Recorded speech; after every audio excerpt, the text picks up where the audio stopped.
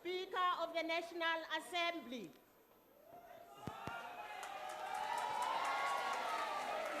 Chairperson of the National Council of Provinces. President of the Republic of South Africa.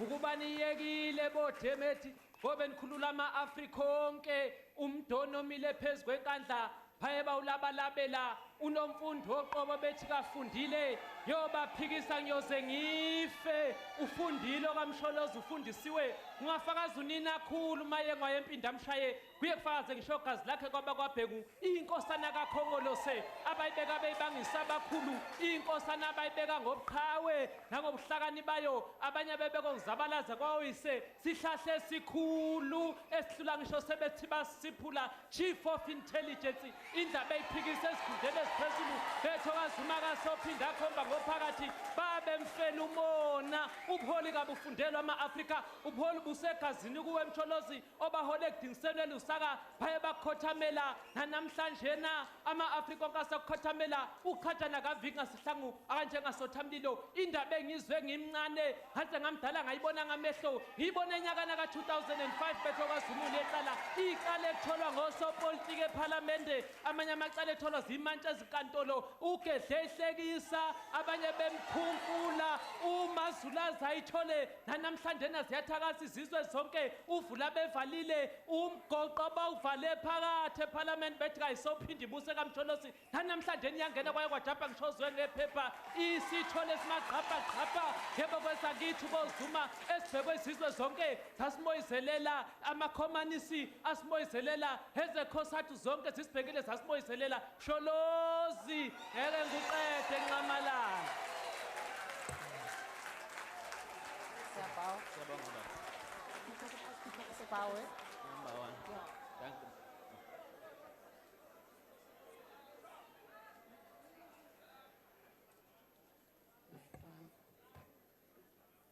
There will now be an opportunity for silent prayer or meditation.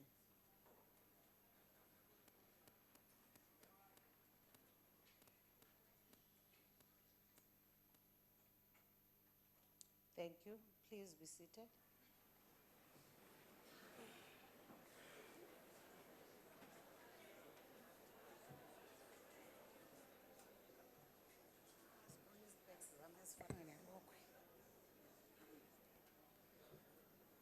Speaker, Honorable Speaker and Chairperson of the National Council of Provinces, may I please get your attention? No, Honorable Shibambu, I wouldn't like to give you attention at this point. Could you please take your seat?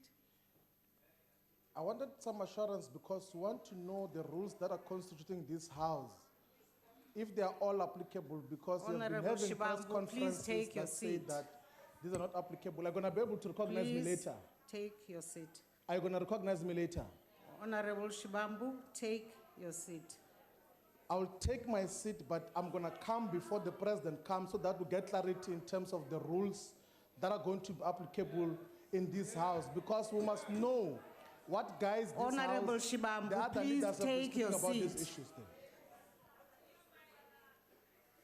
Honorable members, the President But Speaker, can we has be called recognized, this please? joint sitting Honorable Speaker, of the National on a point Assembly of order, Honorable and the Speaker. National Council of Provinces On a point of order, Honorable in Speaker. terms of Section 84 Honorable Speaker, can you 2D please recognize of the me on a point of order, Constitution because of the Republic point of of order South is part of the Africa, rules, and you can't proceed read like with that. joint rule Point of order is not part of the 71A rules. The rules are very in important order because to deliver they govern his this house. State All of of the us Nation must be governed address. by the rules, Speaker.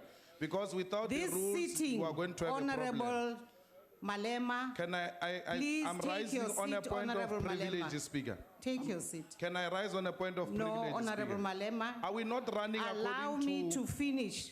Please, I Allow me to finish, Honorable Malema. don't want to stand up when the president Honorable is there. Malema, allow me to finish. This sitting is meant specifically for the purpose of affording the president an opportunity to deliver the State of the Nation address. On this occasion, no business other than the address by the president is entertained.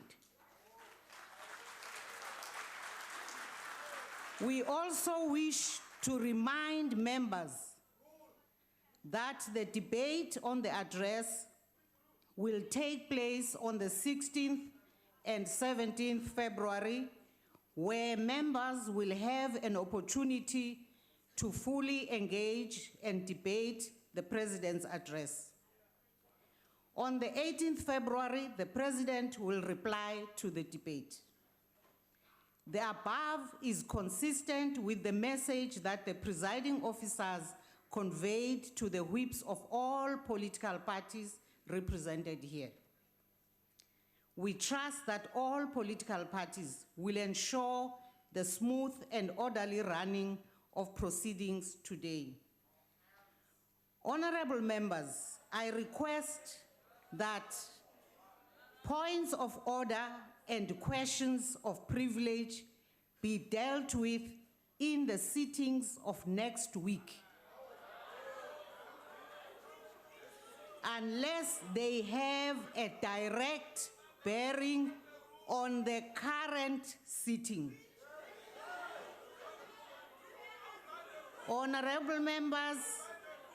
Honorable members, I now call. Speaker. Order. But you have proposed that we must not use point of order and what here. We are not agreeing to Honorable that proposal. Shibambu. You can't Honorable impose a rule. Shibambu. You don't have a power to decree a rule. We You're have not God. the power you of must the allow chair. us to decide We whether have agree the on that power rule or of the not. chair. Allow us to speak. Honorable We have proposed Shibambu. a rule process here and we're saying no. Honorable Allow us to engage Shibambu, on that.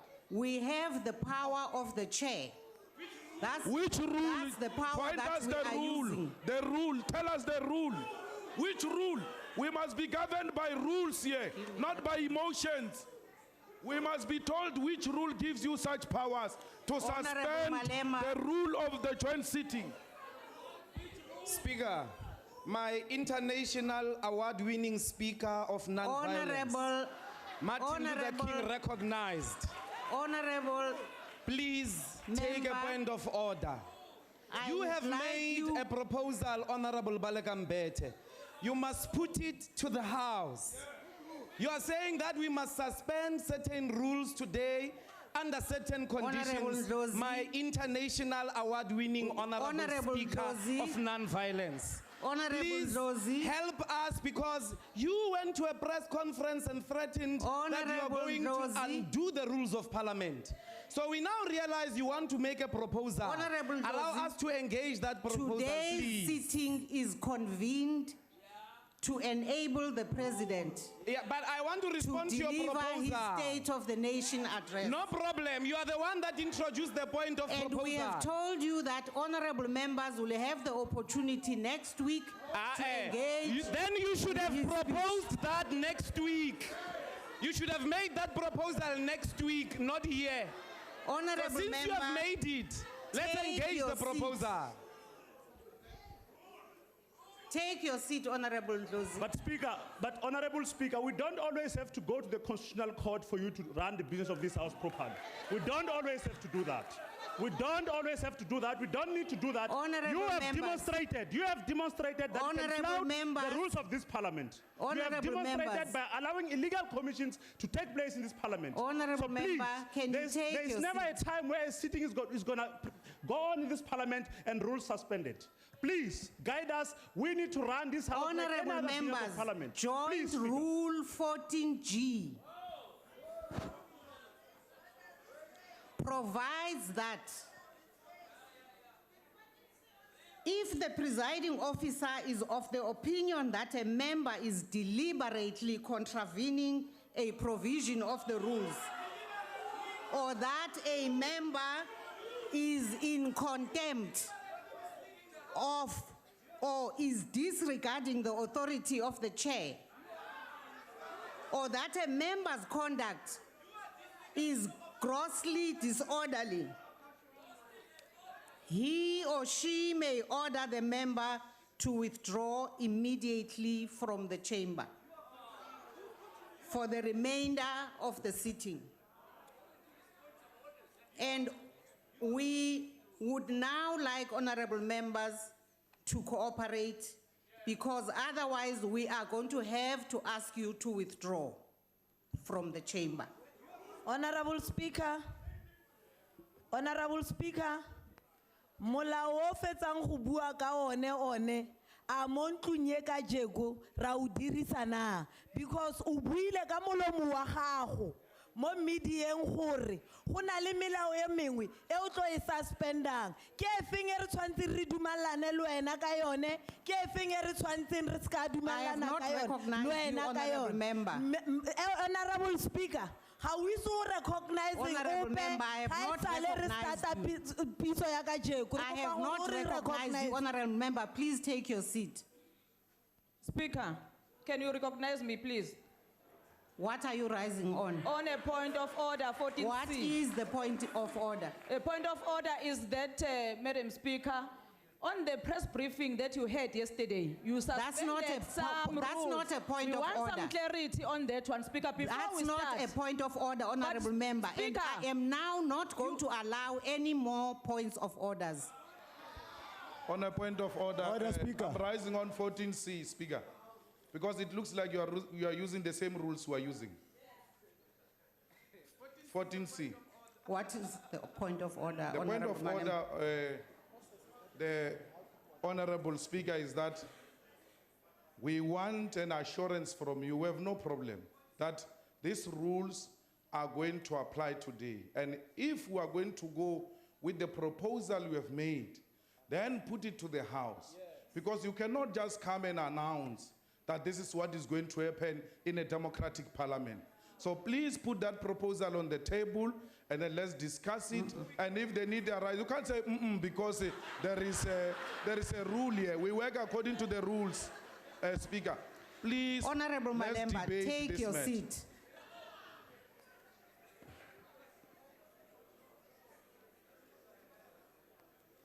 The honourable member, Mr. Jones, is saying that he must put it to the House. I propose that this matter be put to the House whether we go on or not, and let us vote on it.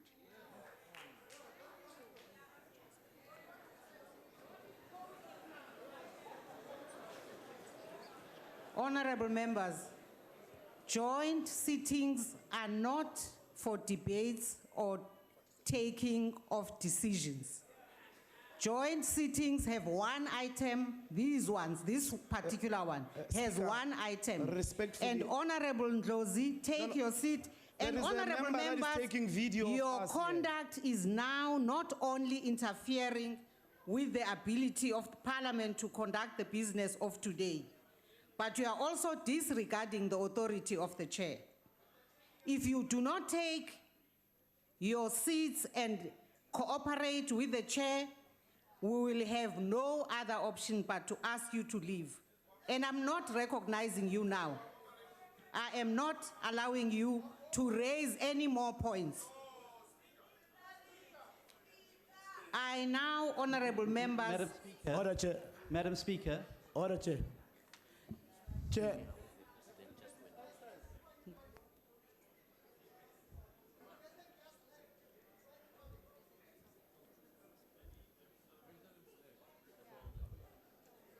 Honorable Chief Whip, sorry, Madam Speaker, I'd raised my hand first. You stood up, I raised my hand. I didn't see his hand. Madam I Speaker, saw his hand. he stood up, I raised my hand.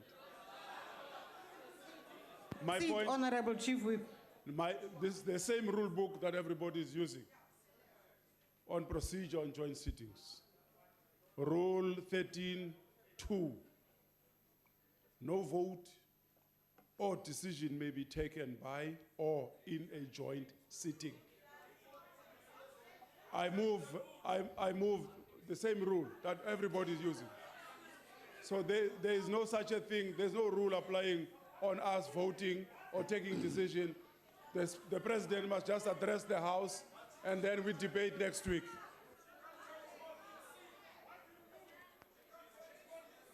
I recognize Honorable Steenhuisen. Thank you very much, Madam Speaker. Madam Speaker, we have rules of Parliament to govern the sittings of this House. This joint sitting is no exception. And the rules are very important because they ensure that there's a proper free flow of debate in the House and that everybody has a right to have something to say. The point that needs to be made, however, Madam Speaker, is that if you expect us to abide by the rules, then you, Madam Speaker, must abide by the rules yourself. You have no right to unilaterally come to the House today and remove rules from the rule book. If you'd wanted to do that, the opportunity was on the 11th of November last year when the joint rules were reassessed. You did not choose to do that. You have no power, Madam Speaker, to come here and make rules up or remove rules that exist in this rule book on your own volition. So we want to abide by the rules, Madam Speaker, but you need to abide by the rules as well and set the example. Honorable Steenhuisen. Honorable Mulder. Honourable Speaker, I think we can proceed, and I don't think there should be a problem because the rules make provision for what we need to do. Rule 14U makes provision that points of order can be taken, but the point of order needs to deal with procedure. So I would suggest that we cannot just suspend a rule in this fashion. We cannot also take a decision on that.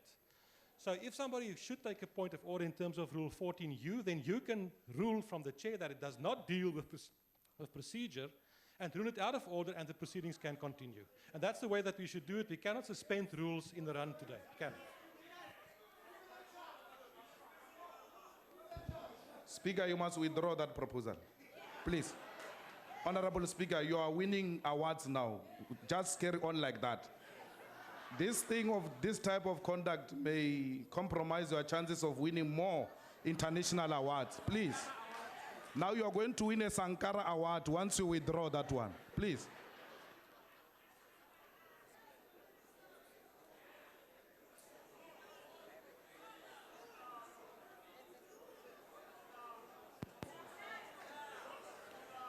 Can I just remind you what I said a few minutes ago?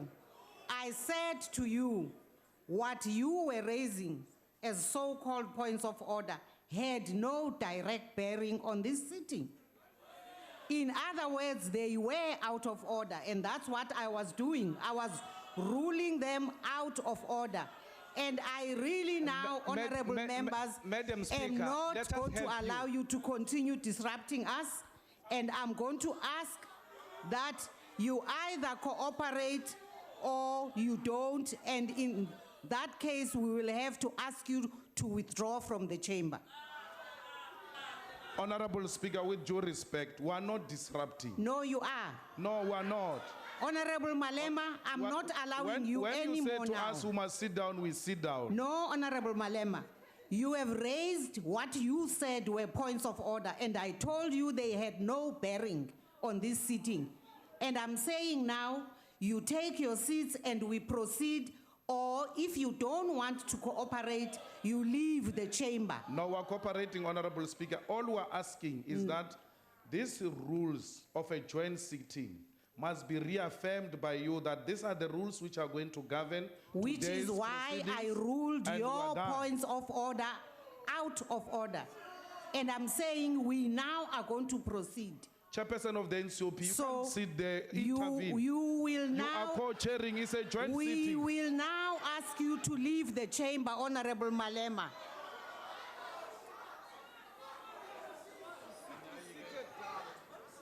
Because you consistently continue with various points of order, which are not points of order. They have no bearing on this sitting. Honorable Speaker. Honorable Speaker. I have not recognized you, Honorable Shibambu. Yeah, I'm asking for recognition. I'm aware I would have spoken if I had been recognized. I'm asking for recognition. On what point? On point 14C of the joint rules of the National Assembly and the National Council of Provinces, it says that this house may not be interrupted unless there is a point of order or point of privilege. May I please finish before you interrupt me? And we came to ask here that before we proceed, you had said from the chair there that you are going to unilaterally, alone, declare and decree that the rules have been suspended. And we're saying to you that such is not procedural. All the sittings of the NCOP, of the NA, of joint sittings are governed by rules. So let us use the rules to govern the entire process without suspending any of those. Because if we continue in the manner you have proposed, we're going to make certain interventions and then you will criminalize us, call those thugs to come and assault us here, like we did in the previous sitting. And we do not want such to happen. Honorable Shibambu, I have been very patient with you and the members, the other members of the EFF. This joint sitting is governed under the rules, joint rules that were adopted in November 2015. And we are going to proceed on that basis. We're not going to allow you any more opportunity to continue disrupting us. And I now, Honorable Malema, prevail on you to give leadership to the EFF sitting in those benches to cooperate with this sitting, because we are going to continue with the joint sitting as convened today for the State of the Nation address.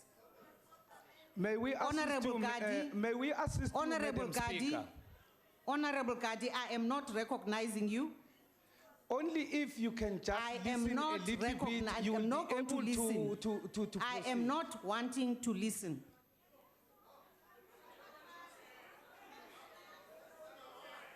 And I'm not going to allow you to disrupt anymore. I am not going to allow you to disrupt anymore. Madam Speaker. Honorable members, take Madam your seats. Speaker. Members of the EFF, make up your minds whether you want to stay in the chamber No, or we you want want to to stay withdraw. here. But No, hear us but out. you want to disrupt, No, and I'm you not are going to have threatening that. us. You are threatening us. You can't say we are disruptors. We are honorable members of the Take House. your seat. We are not disruptors. What you are can't threaten doing is us. not honorable. You allow DA members to speak. You allow Utata IFP to speak. You allow EFF Plus to speak. But when it comes to us, we must not speak. Take Who your are seat. we? Madam Speaker. We belong to this house. Mama, please, ndiyacela, please. Niyasilibazisa. That's what you are doing. Silibazisi, Mama. Susithreatenisa, please. Niyasilibazisa. Honorable Maimane. Madam Speaker, I can't see where this thing is going. In fact, I think all of us agree that the EFF have accepted that we are going to operate on the joint rules. We cannot delay this thing. South Africans are waiting for their answers to be put forward. Can I ask that we proceed and get the State of the Nation on the go? Please.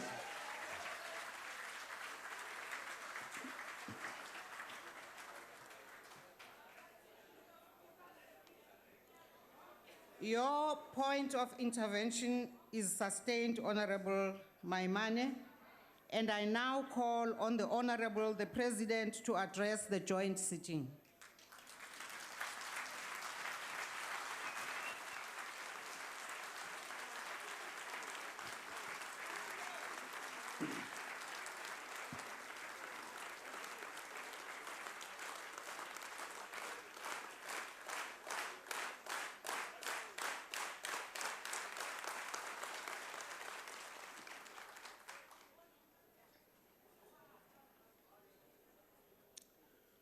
Thank you very much, Honorable Speaker, the Speaker of the National Assembly, the Chairperson of the National Council of Provinces, Madam Speaker. Deputy Speaker of Madam the National Speaker, Assembly, on a point of order, and Madam Speaker. Deputy Chairperson On a point of order, of the Madam Speaker. NCOP, Deputy President Cyril Ramaphosa, Former President Thabo Mbeki, Madam Speaker, on a point of order. Chief Justice Mogoeng, I have already said that I will not take any further points of order. Madam Speaker, may I rise on a point of order? No, Honorable Likota. I appeal to you to take your seat, to allow the President to proceed to deliver the State of the Nation address. Madam Speaker, I prevail on you, Honorable Likota, to take your seat. Madam Speaker, I'm rising Honorable Likota. precisely on that point. Please, Madam Speaker. Honorable Likota, I appeal to you to take your seat. Madam Speaker, may I rise on a point of order? You can't rule me out of order before you hear. Honorable Likota, on the basis of what I have already explained, I am prevailing on you to take your seat and allow the State of the Nation address to be delivered. Madam Speaker, there is a point of order in these proceedings. May I please state my point of order? May I simply, Honorable Likota, please take your my seat. point of order? You may rule against it, but I want to state it. I want to state it, and you can rule against it. Honorable President, please take your seat. President.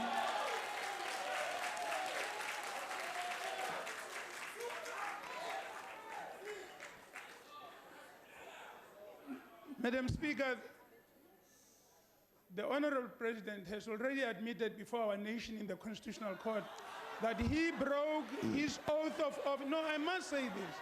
He broke his oath of office. He broke his oath of office. He is no longer honorable. He is not Honorable in a position to Likota. deliver a state. And we Honorable cannot- Likota. No. No, Honorable Likota, that's not a point of order. We cannot listen to somebody who's That broken his oath is of not office. a point of order, Honorable Sit here and Likota. listen to him. He is no longer fit to lead our people. Honorable Likota, will you leave On the a point chamber? of order. Excuse me? Will you leave? Will you leave the chamber? If you are saying, because that is not a point of order. That's a point of order. It's He's broken not. his oath of office. That is not a point of order. It has nothing to do with the proceedings of this sitting. Thank you, Madam Speaker. We will not listen to somebody. So who you has are broken free his to oath leave of the office. chamber. Thank you. Thank you very much. We cannot listen to somebody. Honorable broken his- Likota.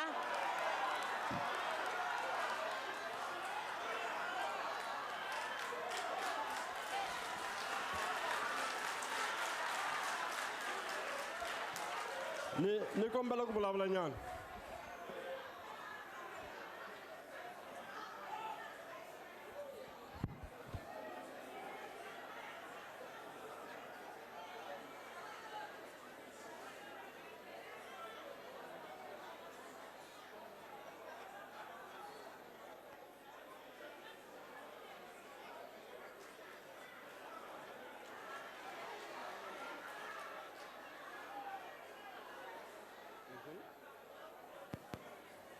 We note that all the members of COPE have left the House. And we now ask the Honorable, the President, to proceed with the State of the Nation address.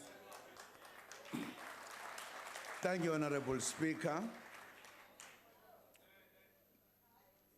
And all esteemed members of the judiciary.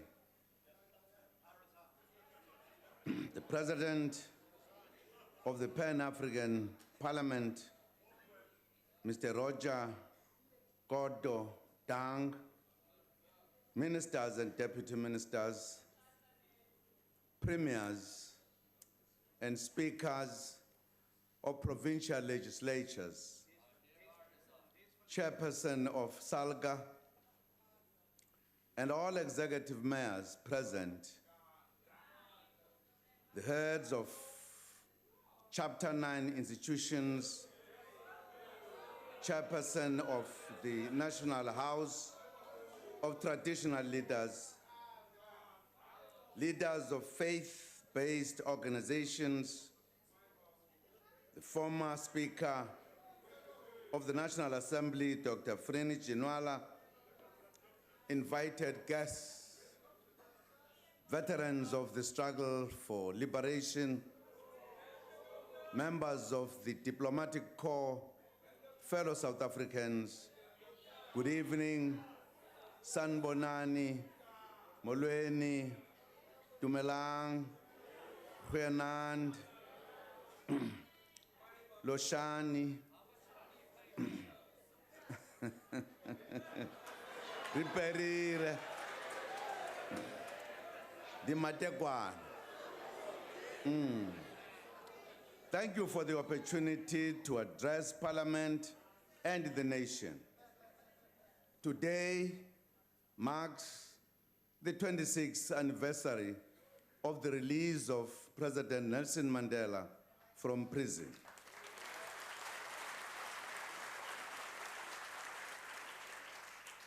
Which was one of the most remarkable episodes in the history of our country.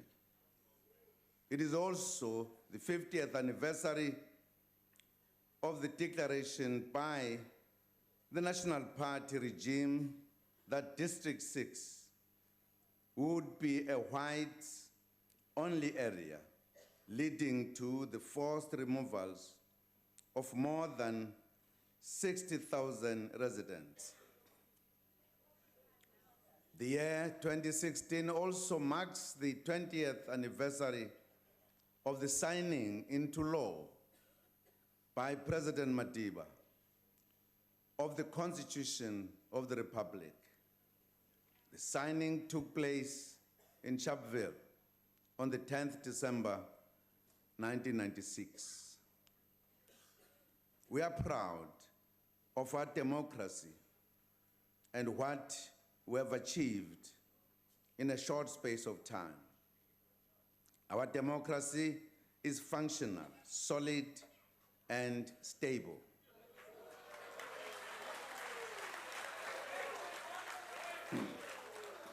Compatriots, the Constitution, which has its foundation in the Freedom Charter, proclaims that South Africa belongs to all who live in it. A lot has been done to promote inclusion and a non-racial society. However, the journey to a non-racial society has not yet been completed. The nation was shaken last month when racism reared its ugly head on social and electronic media, causing untold pain and anger. There is a need to confront the demon of racism. Human Rights Day, March 21st, will be commemorated as the National Day Against Racism this year. It will be used to lay the foundation for a long-term program of building a non-racial society. Compatriots, Madam Speaker, I would like in terms to of remind 14C, you of a may few I raise a question other of privilege? important anniversaries. The President has spoken, and the matter I need to raise is 2016 materially marks relevant 20 to years what the since President has the spoken Women's about. March to the Union Madam buildings. Speaker. Madam Speaker. Honorable President.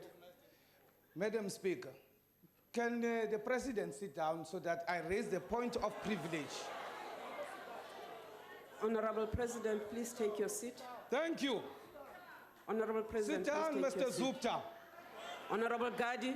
The issue that is material relevant and it's a question of privilege is... On what point are you rising? 14C, a question of privilege, a matter materially relevant to the paragraphs that the President has already read. The question here, Madam Speaker, is in 4 days we had 3 ministers, unprecedented reaction of the market that actually cost the country 500 billion rand. 4 paragraphs has been read and the president has not said anything. Can you assure us that is going to raise the matter? Honorable Gadi, you Madam said you Chair. were rising on a point of privilege. Very, very You also material. said it is relevant to what the president Very, had very just read. relevant. 500 billion rand gone, Madam Chairperson. Honorable Gadi. I'm listening, Madam Chair. I have not heard the relevance to the current debate on the point of privilege that you are quoting. Maybe I should repeat, Madam Chair, so that you can hear well.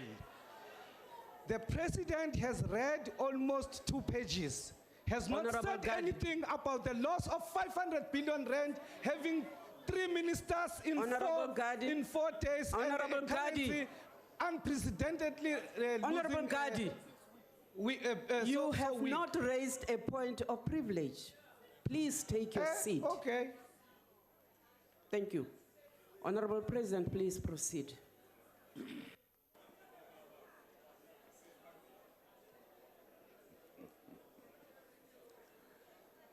The nation was shaken last month when racism reared its ugly head on social and electronic media, causing untold pain and anger.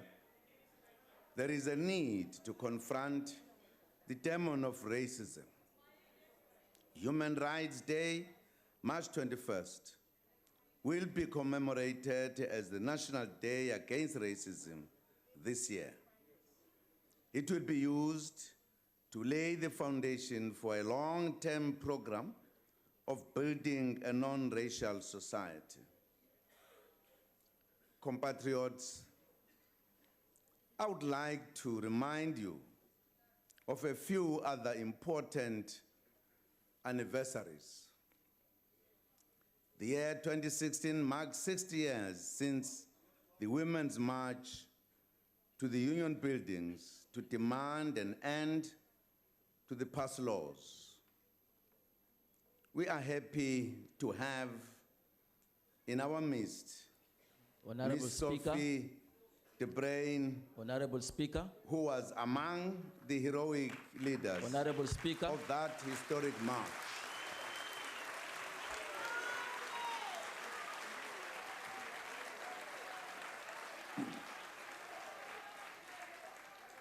Honorable Speaker. We also acknowledge the former president of the Black Sash, Ms. Point of order, Mary Honorable Speaker. Burton. Honorable Speaker. We acknowledge the organization's Honorable track Speaker. record in fighting Honorable for human Speaker. rights, justice, and Honorable equality. Speaker. Honorable This Speaker. year also Honorable Speaker. marks 40 years Honorable since the Speaker. landmark June 16 student Honorable uprising Speaker. in Soweto. Honorable Speaker. Honorable Speaker. Honorable Speaker. We welcome Honorable the photographer Speaker. who shot the famous Honorable Speaker. photograph of Hector Peterson, Chair of carrying NCOP. Chair of NCOP. Chair of NCOP. carried by Honorable Vuyisa Speaker. Makubu with his sister, Honorable Speaker. Toyanet, Mr. Mr. Sam Zima. Chito. Honorable Speaker. Honorable Speaker. We also salute the class of 1976 for their bravery. Honorable Motisa. Point of order, Honorable Speaker. In standing up Point of order, Honorable against the Speaker. brutal apartheid regime. Point of order, Honorable We Speaker. acknowledge one of the activists Point of order, of Honorable Speaker. that era, the Deputy Secretary. Point of order, Honorable Speaker. President, I regret to have to ask you again to take the seat so we can perhaps make progress in dealing with this point of order. What is the point of order, Honorable Mbata? Thank you very much, Honorable Speaker. Bengicela ukubuza umbuzo, Mongameli. Cha. Ungawuthatha umbuzo? No, cha Mbata. Kwenziwa yini Mongameli? No, ukuthi Honorable Mbata, ngey'nsuku this is not ezine a time for questions. usinikeza ama-minister amaningi Honorable kangaka? Mbata, Honorable Mbata, Bengicela this is ukubuza. not an opportunity for Bengicela questions. ukubuza nami kodwa. Cha, awuvumelekanga ukuthi ubuze, Honorable Mbata. You are not allowed to ask questions on this occasion.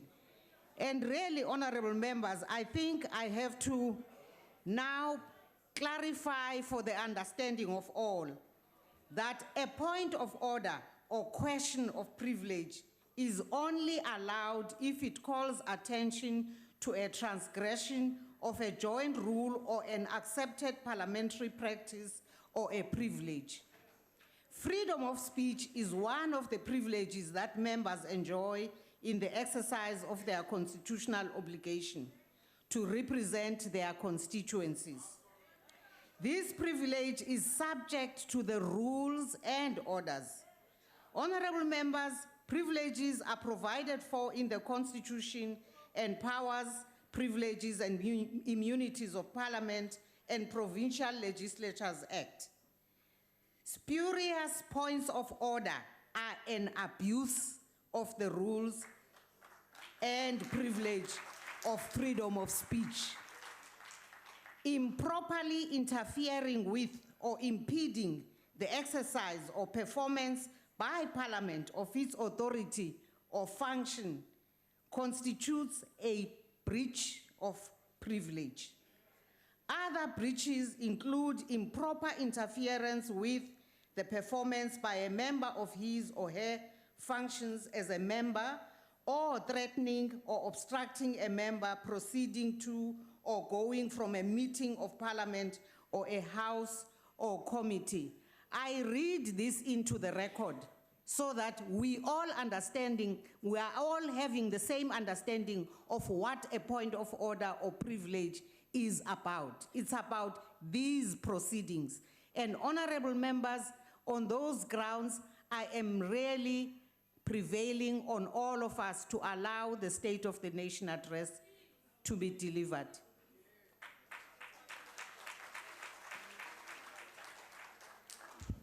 Speaker, may I please address you? No. Why? I have explained why. Okay, I'm raising on a point of order, hey? No, Honorable Ndlozi. I don't want to interrupt. Honorable Ndlozi, Honorable Ndlozi, we have spent a lot of minutes with the EFF interrupting and being disruptive. On a point of order, on a point of order. You are being disruptive. No, on a point of order, members Speaker. of the EFF. Please don't address us as a group, address us as individuals. You can't say you have been dealing with the EFF. I You are have. speaking here, no. Everybody you are speaking has been here seeing it. as members of this parliament. And you shall address us as individuals and not an assault on our party. Honorable We are standing- Malema, yes, like that. You are please. not, Honorable Malema, you are not coming here to lecture us about how to run the proceedings of this sitting. I am asking that you cooperate or make up your mind that you want to withdraw.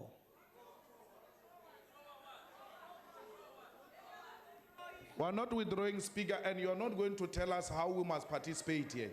We are elected to come here and represent our constituents. But you are also not see? going to come and be disruptive No, we are to the standing up- proceedings of the we are House. standing up procedurally and we are No, referring to the Honorable rules. Malema. You may not agree with us, but we are Honorable Malema. rising on a point of privilege and Honorable orders. Malema, I really have to prevail on you to leave the chamber. Because you are not interested in these proceedings. No, Speaker, you never asked me to sit down and I defied you. I'm cooperating. But what you are doing is you are continuously interrupting No, the I stood up on a proceedings. point of order that don't call us as a group. So Honorable I'm Malema, cooperating with you. I'm sitting I'm down. calling on you to play your leadership role. Please. I'm calling on you to play your leadership role. As I had requested all political parties to make sure that we can have a smooth state of the nation proceedings.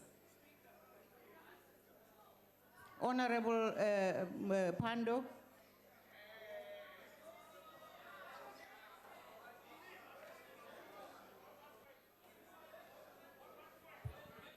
Speaker, would you please, Speaker, allow the business for which this sitting has been called to continue? We are here to receive the State of the Nation address, which we are very ready to debate next Tuesday and Wednesday. So could you allow the business of the House, which is called in terms of the joint rules and the Constitution, for the President to present the State of the Nation address? And would you, Speaker, please assist us by not having extended dialogues with members of the House and allow us to continue?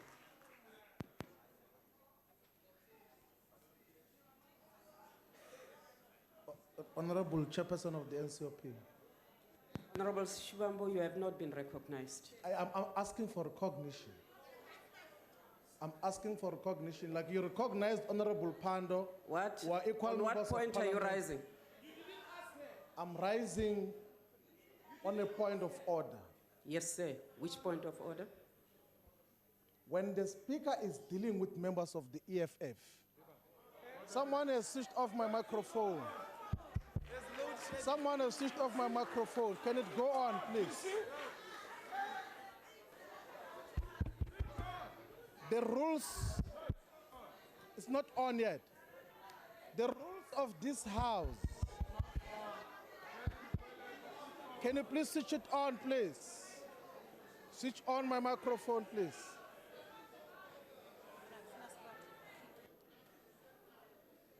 The chair of the NCOP had recognized me.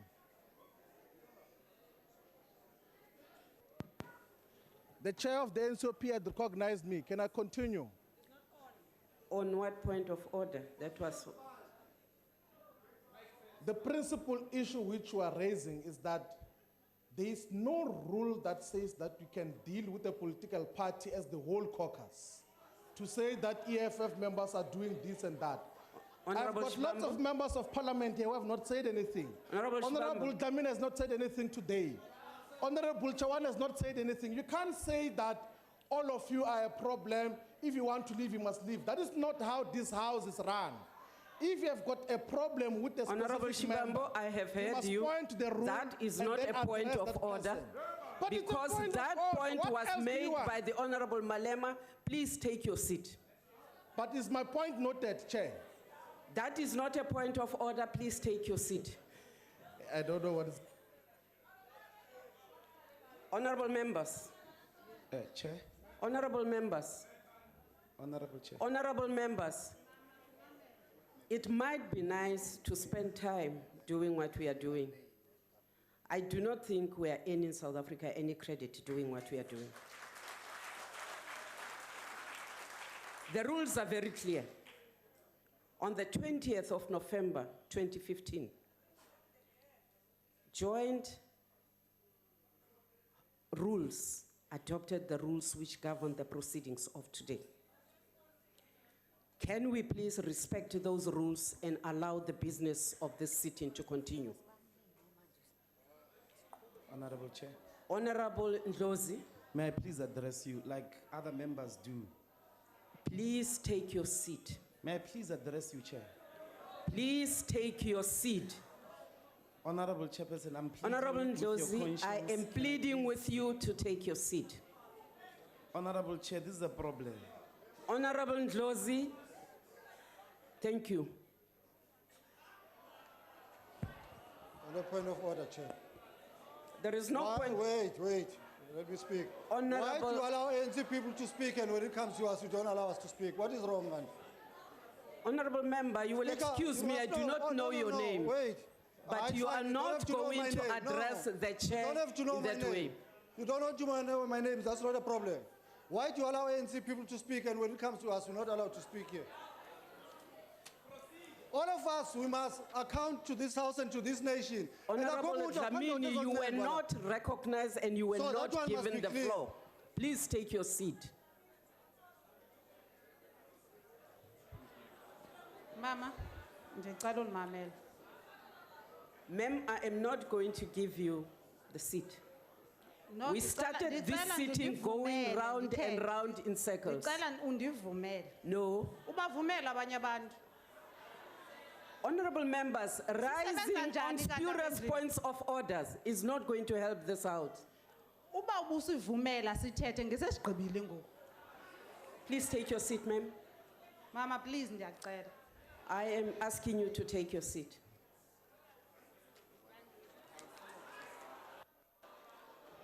On a point of order, Chairperson of NCOP.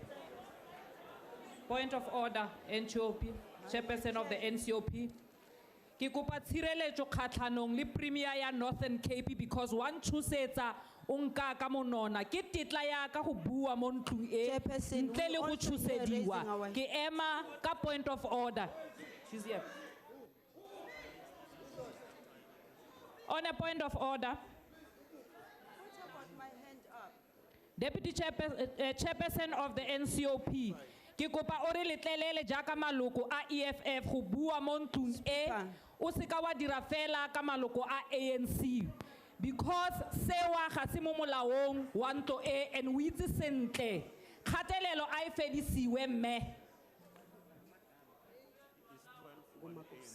Honorable Makos, the points you have made are not points of order.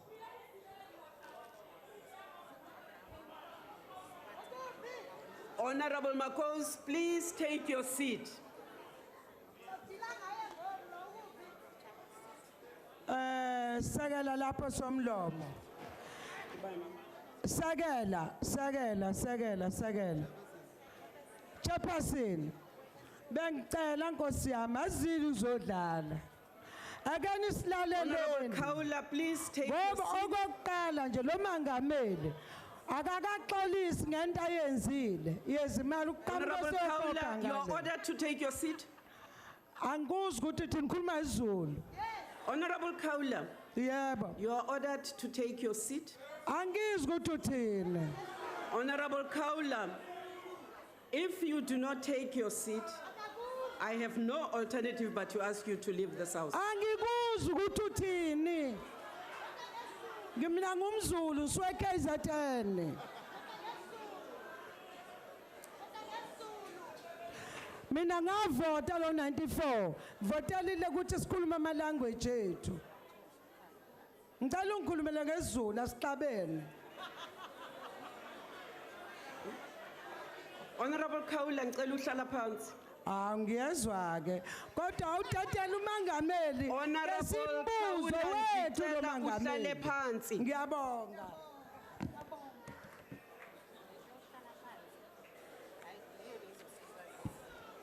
Honorable Speaker,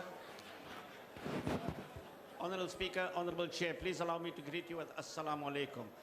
I want to indicate that we have a difficulty here because you cannot ask a person to sit before the person has expressed himself.